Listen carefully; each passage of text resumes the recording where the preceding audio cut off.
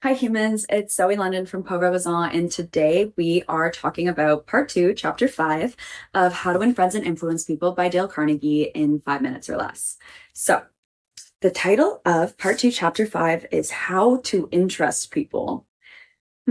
So, we talked before about how to be a good conversationalist, and now moving on, how do we interest people? So the principle at the end is literally just talk in terms of the other person's interest. So again, just as being a good conversationalist has to do fully with listening and nothing with talking, how to interest people has nothing to do with being, the most interesting, entertaining, hilarious, smooth person in the world. And it has everything to do with finding common ground. Finding common ground with people, I found, is actually way easier than you'd think. I think we get very intimidated when we meet somebody who is a bit different to us, whether or not that's in terms of like their age or their gender or their background or their lived experience.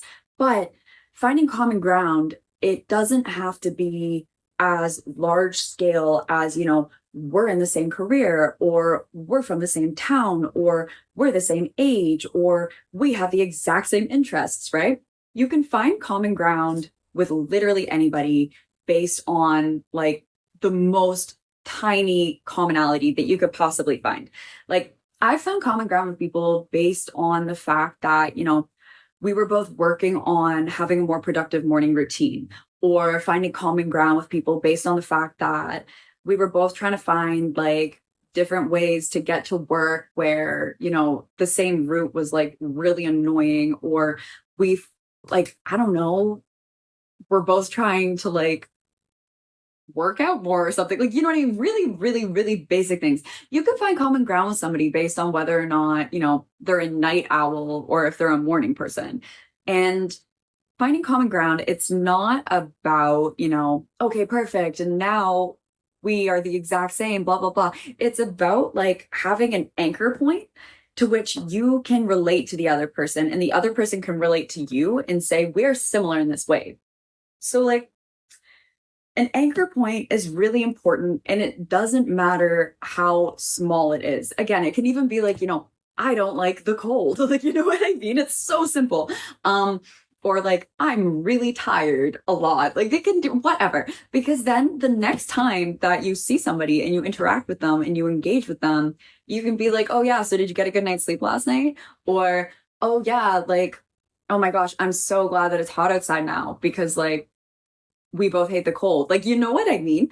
And those anchor points are so important because interesting people, it's not about entertaining them or showing them how amazing you are. And again, like, I think we often fall into the trap that by showing somebody all of our accomplishments, how amazing we are, everything that we've done, somebody will want to be around us, when in reality, if you just tell somebody everything amazing about yourself, they're just going to be like, oh my God, this person only likes to talk about themselves, right? So when you have that little mini common ground tie thing, you can talk about every other thing that's different in your lives because you're basically contrasting while also comparing to that commonality that you have.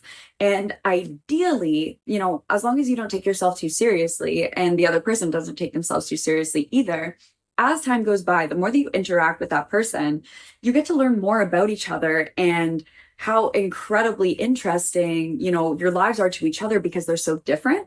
But you do that while that little commonality is progressing, ideally, into some form of inside joke.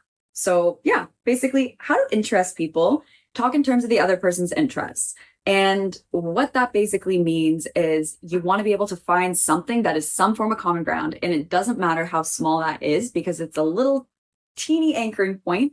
And that is the beautiful process of how inside jokes are formed. Thank you. I hope that you guys enjoyed this as much as I enjoyed making it.